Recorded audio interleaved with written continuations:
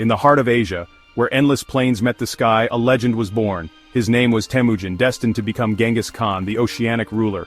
Born into a world of tribal feuds and constant struggle, Temujin's early life was marked by hardship. His father, a chieftain, was poisoned by rivals, leaving young Temujin and his family to fend for themselves.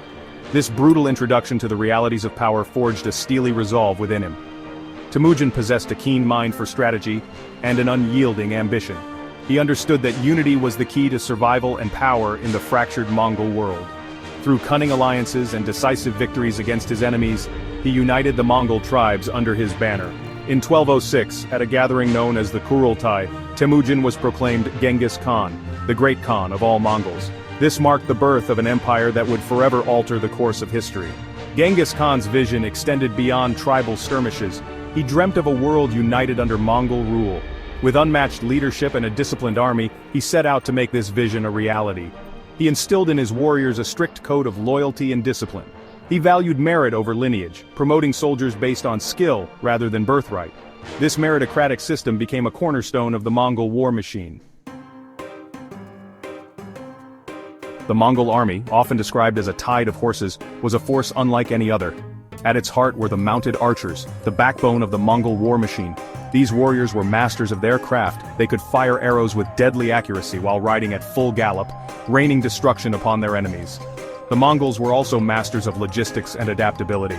They traveled light, often relying on their herds for sustenance. This allowed them to cover vast distances at astonishing speed, outmaneuvering their heavier, slower opponents. They weren't afraid to adopt new technologies and tactics from the people they conquered, constantly evolving their methods of warfare. One of their most feared tactics was the feigned retreat.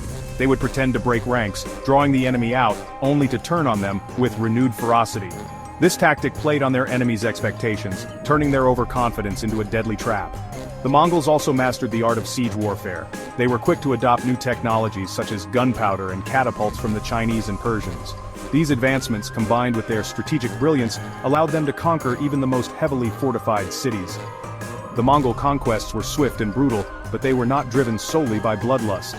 Genghis Khan saw himself as the scourge of heaven, sent to punish the wicked and unite the world under a single banner. From the steppes of Mongolia, the Mongol Empire exploded outwards with unstoppable force. They conquered the Khwarezmian Empire in Persia, absorbed the lands of the Tanguts in Shishia, and brought the mighty Jin dynasty of northern China to its knees.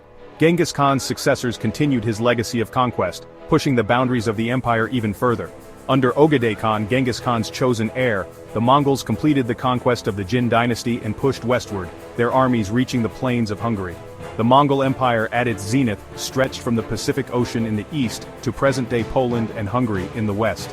It encompassed a staggering diversity of cultures, religions, and peoples, all brought under the rule of the Great Khan. This vast empire was a patchwork of conquered kingdoms and subjugated tribes, all bound to the Mongol overlords. The Mongols, despite their fearsome reputation, were surprisingly tolerant rulers. They valued trade and understood that economic prosperity required a degree of stability. They were surprisingly tolerant of different religions, allowing Muslims, Buddhists, Christians, and others to practice their faiths relatively unhindered.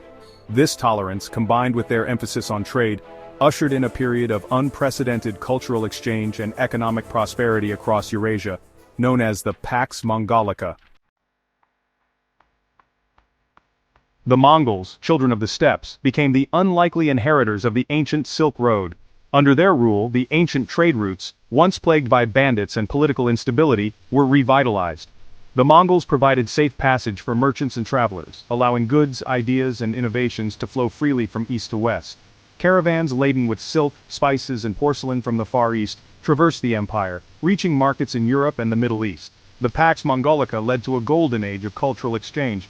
Mongol rulers, eager to learn from the civilizations they conquered, welcomed scholars, artisans, and travelers from all corners of their empire. This exchange of knowledge and ideas enriched the Mongol court and spread throughout the empire. European travelers such as Marco Polo ventured eastward, bringing back tales of the Mongol court and the wonders of the Orient.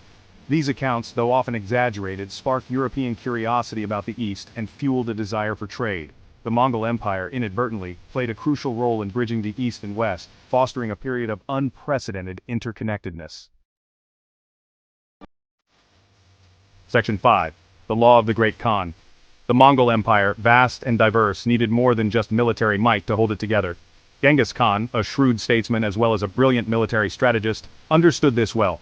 He established a legal code known as the Yasa, a set of laws and customs that applied to all subjects of the empire, regardless of their ethnicity or religion. The Yasa covered a wide range of issues, from theft and murder to the treatment of envoys and the conduct of war. It emphasized loyalty, obedience, and accountability, reflecting Genghis Khan's belief in a strong, centralized state. One of the most striking aspects of the Yasa was its emphasis on religious freedom. Genghis Khan, though a devout Tengrist himself, a Central Asian religion based on shamanism, understood that religious tolerance was essential for maintaining order in his multi-faith empire. The Yasa also promoted meritocracy, another hallmark of Mongol rule. Genghis Khan believed in rewarding talent and loyalty, regardless of an individual's social standing. This meritocratic system, though a departure from the aristocratic norms of the time, proved remarkably effective in administering the empire. The Yasa, though it evolved under subsequent Khans, remained the bedrock of Mongol law and governance, providing a framework for maintaining order and stability across their vast domain. Kublai Khan, grandson of Genghis Khan, inherited a vast empire but faced a unique challenge: how to rule China, a civilization far older and more sophisticated than any the Mongols had encountered. Kublai, unlike his predecessors who favored a nomadic lifestyle, embraced Chinese culture and customs. He moved the Mongol capital from Karakoram in Mongolia to Khanbalik, present-day Beijing, a symbolic gesture that demonstrated his commitment to governing China as a Chinese emperor.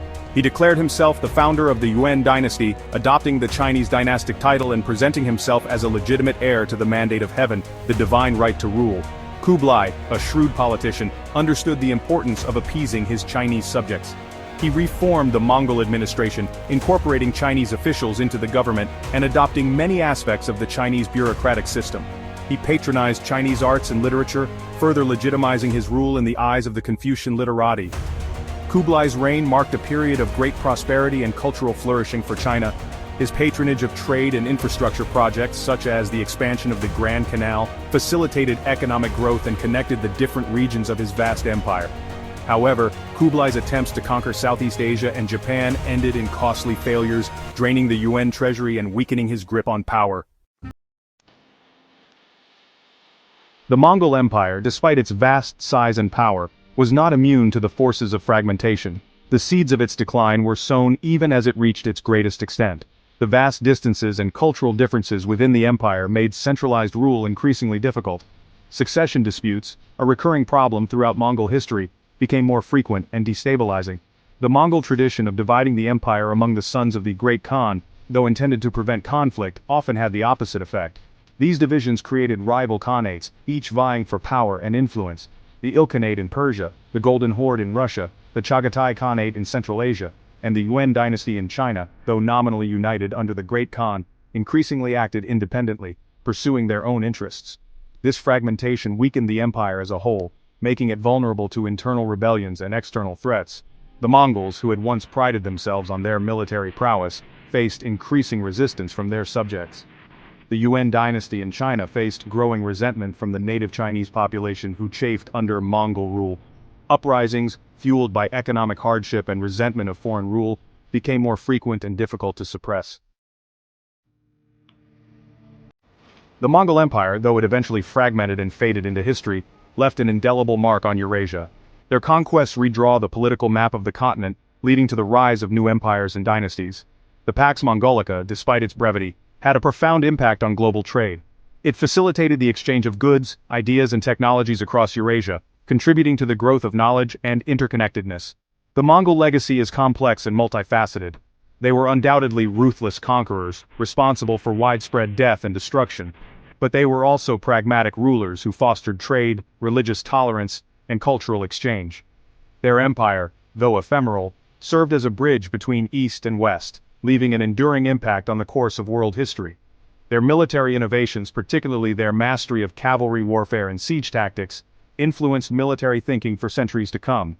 Their legal code, the Yasa, with its emphasis on religious freedom and meritocracy, provided a model for later empires. The Mongol Empire, a product of both conquest and cultural exchange, serves as a reminder of the interconnectedness of civilizations and the enduring impact of even the most ephemeral of empires.